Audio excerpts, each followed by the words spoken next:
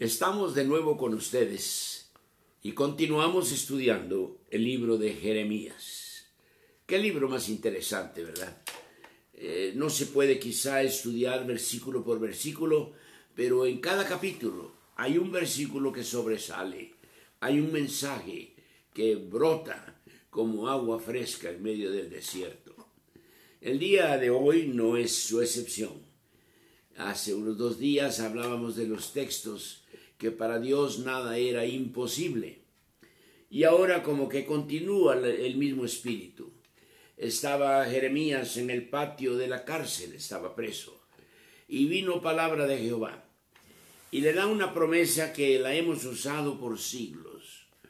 Una promesa que viene a alentar al desanimado. Una promesa que viene a darle fuerza al débil. Una promesa que viene a darle esperanza al que no tiene ninguna. Dice en Jeremías capítulo 33 y versículo 3. Así ha dicho Jehová, dice, clama a mí y yo te responderé. Y te enseñaré cosas grandes y ocultas que tú no conoces. Vamos a analizar un poquito este texto. Siempre que lo leo me recuerdo de una experiencia que tuve allá en El Salvador. Una hermana llegó a verme a la oficina, estaba entonces de moda que cualquier problema, cualquier dificultad que usted viera, cualquier cosa sospechosa, que usted marcara 1, 2, 3, o después cambiaron a 911, pero el teléfono más rápido de recordar era 1, 2, 3. Y el ejército inmediatamente respondía.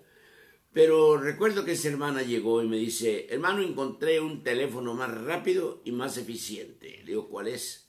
Y más fácil de acordarse. Y me dice, 333. Pues sí, estaba fácil de acordarse. Pero le digo, si yo marco ese teléfono, ¿quién contesta? Y me dice, Dios. Porque dice en Jeremías 33:3, clama a mí y yo te responderé. Y desde entonces quedó en mi mente el teléfono más directo hacia Dios es el 333, Jeremías 33:3. Clama a mí, dice. Clamar, hermano, es un gemir del alma, una voz lastimosa, una proclama de necesidad. Usted no nada más está orando como quien ora por los alimentos, ¿no? Ese no es un clamor. Es pedir una bendición, pero el clamor va mucho más allá. Y aquí el Señor está enseñándole a Jeremías, diciéndole, tú clama a mí y yo te responderé. Muchas veces no entendemos bien porque no comprendemos, no estudiamos, no sabemos y pensamos que Dios va a responder como nosotros queremos y conocemos. Pero mire el texto, clama a mí y yo te responderé, nos da seguridad. Como allá en Mateo 7:7, ¿verdad? El que llama, se le oirá, el que llama, se le abrirá. Entonces aquí dice, clama y yo te responderé. ¿Y qué? Y te enseñaré cosas grandes y ocultas. En otras versiones dice grandes y dificultosas que tú no conoces. Y me recuerda mucho la experiencia de aquel hombre ciego en Juan capítulo 9, cuando los discípulos llegaron y le dijeron, Señor, ¿quién pecó? ¿Este o sus padres? Y el Señor les dice, no, ni este ni sus padres. Es para que se manifiesten las obras de Dios en él. Había un propósito. El Señor lo conocía, los discípulos no, y menos el hombre ciego. Pero el Señor dice que tuvo misericordia de él, le devuelve la vista, lo manda a lavarse al estanque de Siloé. Aquel hombre regresa viendo, yo creo que venía brincando y corriendo y gritando, ya veo, ya veo, ya veo, y todos se admiraban. Pero los líderes religiosos llegaron y dicen, a ver, dinos, ¿quién te sanó? ¿Cómo lo hizo? ¿Por qué? Bueno, y empezaron a dibujarle con preguntas y el hombre, me acuerdo qué linda la respuesta que dio, ¿verdad? Porque hasta fueron a ver a los papás. Oiga, dice, ¿qué pasó? ¿Qué? ¿Y quién hizo esto a tu hijo? ¿No es él el que había estado ciego ya por años? ¿Quién lo hizo? Y los papás, dice, pregúntenle a él, dice, ya es de edad, o sea, él debe de saber. Pero miren, él viene y dice, señores, yo no sé, ahora esto no está en el texto, pero yo me imagino.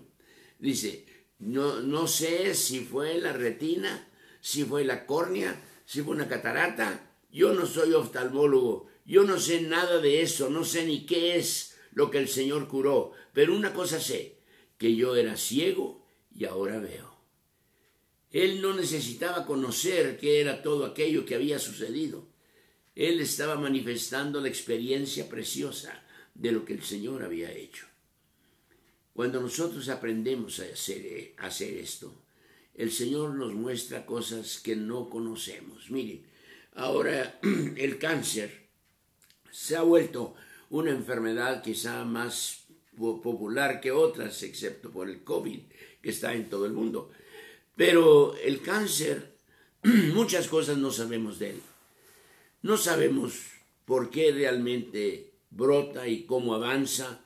Quizá no sabemos qué es lo que le hace la quimio, qué es lo que le hace la radio. Bueno, no comprendemos, no sabemos. Pero ahí es donde entra Dios.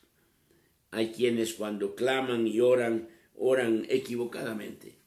Dice, yo declaro, yo denuncio, yo obligo, yo hago esto, yo hago el otro, como que si nosotros tenemos la autoridad. No, la autoridad es de Dios. Yo no puedo ordenarle a Dios, yo no puedo declararle a Dios, yo no puedo explicarle a Dios lo que debe de hacer. Yo debo más bien de recibir lo que Él hace. Y aunque yo no lo entienda, lo debo de aceptar. Como este hombre. Él no entendía. Él no sabía qué pasó. Fue la córnea, decía. Fue la retina. Fue una catarata. Fue el iris. No sabía. Pero una cosa sí sabía. Dios había hecho algo dificultoso en él que él no entendía. Él era ciego y ahora veía. Qué peligroso es querer ordenar a Dios como debe de hacerlo. Y nos olvidamos de sus palabras. Mis caminos no son tus caminos. Así que no podemos ordenar a Dios que camine por donde nosotros queremos que camine. Él sabe cuál es el camino mejor. Él sabe qué es lo que más conviene. A veces no entendemos. A veces nos ha tocado orar por alguien, pedirle al Señor que lo toque, que lo sane y se muere. Y usted se pregunta, Señor, ¿qué pasó? Yo te estaba pidiendo. Sí, pero ¿cuál era la voluntad de Dios para aquella vida? Eso es lo que no podemos dejar a un lado. Cuando usted ore, hermano, ore, pero pidiendo que la voluntad de Dios sea hecha y que usted esté listo para recibir y aceptar esa soberana voluntad de Dios. ¿Cuántas veces nosotros tenemos que recordar que nuestro Dios es Dios de lo imposible? Y cuando Él dice, clama a mí, y yo te responderé, y te enseñaré cosas grandes, ocultas, dificultosas, que tú no conoces. Es hermoso cuando oramos así, y Dios contesta.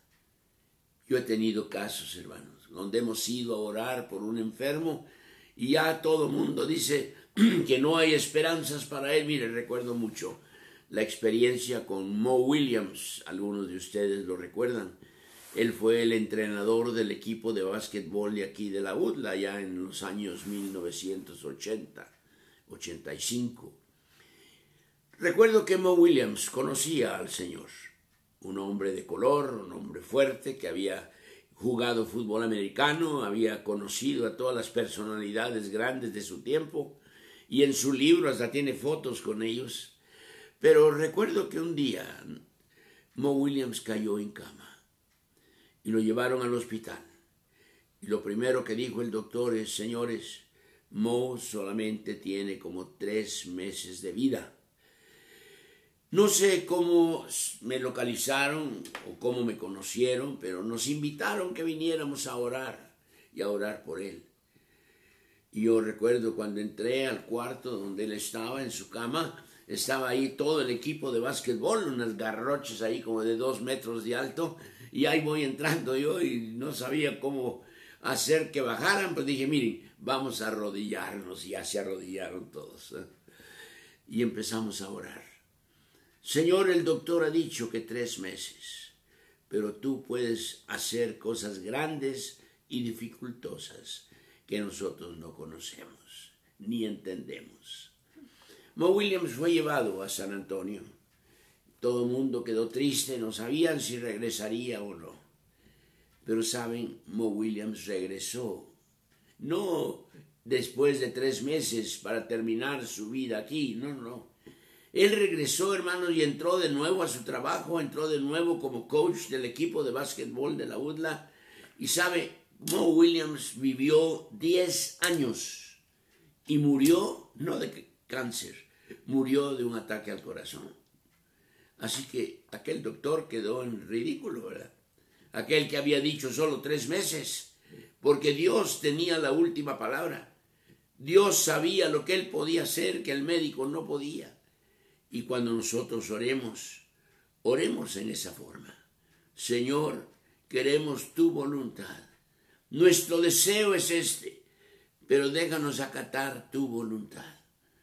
Ayer hablaba con una persona que ha estado sufriendo mucho, una querida hermana de la iglesia, porque su mamá ha estado muy enferma, ya lleva más de 15 días en el hospital y no se ve mucha mejoría en ella. Y ella pues deseaba, Señor, levántala, deja que yo me la lleve a la casa. Y se la llevó a la casa, la dieron de alta. A los 2 días la regresa. No era posible, no era por ahí el camino. Y recuerdo orando y hablando con ella, le digo, mira, entreguémosle al Señor a tu mamá. Enseñémosle a Dios que estamos dispuestos a acatar su voluntad. La nuestra es que ella se sane. La nuestra es que ella regrese a tu casa. La nuestra es que ella vuelva otra vez los últimos años de su vida a regocijarse en el Señor. Pero ¿cuál es la voluntad de Dios? Y cuando entregamos nuestra voluntad a su voluntad, nuestros caminos a sus caminos, nuestros pensamientos a sus pensamientos, Dios obra. Y obra en momentos que nosotros no esperamos y en medios que nosotros no conocemos. Hermanos, ¿cuál es su experiencia? Muchas veces decía, oramos y la persona fallece. Dios no me oyó, no, sí lo oyó. Pero al orar, el mismo Señor Jesucristo nos enseñó no a repetir un Padre Nuestro, una oración. Nos han enseñado que podemos repetirla, nos diga 5 Padres Nuestros o 10 Padres Nuestros, pero no. La oración modelo fue para enseñarnos cómo orar, no cómo repetirla. Yo creo que Dios claramente enseñó a sus discípulos, diciéndoles cuando ustedes oren, oren así. Padre nuestro que estás en los cielos, magnificado sea tu nombre. Empiecen alabando a Dios, empiecen magnificando su nombre. Y luego, ahora sí, sea hecha tu voluntad, así como en el cielo, también en la tierra. Señor, lo que tú deseas y sabes que es mejor, hazlo. Nuestro deseo puede ser este, pero ¿cuál es tu voluntad? Y muchas veces, porque Él no contesta como nosotros queremos, abrimos la puerta para el desengaño, abrimos la puerta para la frialdad, abrimos la puerta para la duda. No, hermano. Dejemos que el Señor obre como Él sabe que es mejor. Me pasó lo mismo con una parejita aquí. Su niño, unos 2 años, entraba al hospital y salía, y entraba y salía. Ya ellos estaban agotadísimos, ya no sabían qué hacer con él. Y le digo, entreguémoselo al Señor. Que el Señor haga con él lo que él ve que es mejor. El niño falleció. Y creo que era lo mejor. Ya en él habían secuelas que iban a aparecer dentro de unos años. Y estos padres iban a estar condenados a estar cuidando a un niño enfermo por años. Dios les evitó eso y lo llamó a su presencia. Nuestros caminos no son sus caminos, ni nuestros pensamientos sus pensamientos. Y yo le invito esta mañana, aprendamos a orar, aprendamos a clamar, pero aprendamos a recibir la respuesta que Dios tiene. Oremos.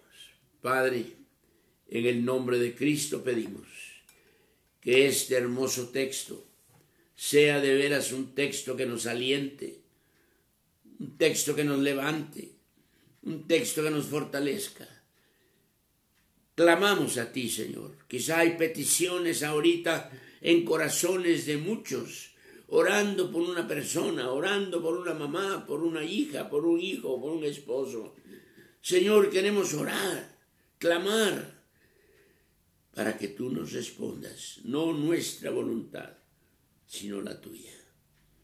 Ponemos pues en tus manos. Y si tú nos respondes, Señor, responderás quizá en manera que ni nos imaginamos, ni conocemos, ni entendemos. Esa es tu promesa. Ayúdanos a ponerla en práctica. Por Cristo Jesús. Amén. Qué hermoso, ¿verdad? Tener promesas del Señor para cada día. Promesas que pueden levantar nuestro espíritu. Promesas que pueden limpiar nuestras lágrimas. Promesas que pueden fortalecer y consolar nuestros corazones. Oraba ayer con una familia. Señor, dales fortaleza, dales consuelo. No hay manera de explicar por qué este hijo tú lo llamaste en menos de 8 días. Ya te lo llevaste a tu presencia. Pero esa fue la voluntad de Dios. ¿Qué es lo que nos toca?